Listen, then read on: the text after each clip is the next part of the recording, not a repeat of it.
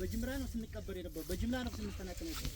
የተፈናቀለው ቁጥር አሁን አማራ ክልል ውስጥ ያለው አማራ ከሌላው ክልል ተፈናቅሎ የለው እስካሁን አልተመለሰም። እኛ ባንነሳ ኑሮ ይሄ ጅምላ ማፈናቀልና ግድያ ተጠናክሮ የሚቀጥልበት እድል በጣም ሰፊ ነው ብቻ ሳይሆን የማይቀር ነበር። ስለዚህ መጀመሪያ ያስመዘገብነው ድል አማራ አሁን ባለበት ደረጃ ቢያንስ እንኳን የህልውና አደጋው ጅምላዊ እንዳይሆን ማድረግ ይችላል። ለምንድን ነው ያቆመው? አብይ አህመድ ከኦሮሚያ ሲያፈናቅል የነበረውን ሲረሽን የነበረውን በጅምላ ሲያፈናቅል የነበረውን አማራ ለምን አቆመ ካላችሁ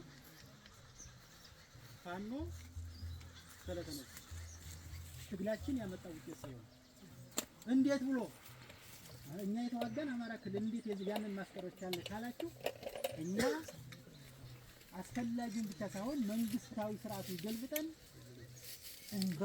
በመንግስታዊ ስርዓቱን በገልበጥ የሚችል አቅም እንዳለ ስለተገነዘበ ነገ ለማህበረሰቡ ራሱ ለወጣበት ማህበረሰብ የታሪክ ዳፋ መሆን ስላልፈለገ አቆም ነው ማለት ነው። ወይንም በጉልበታችን ያቆም ነው ማለት ነው።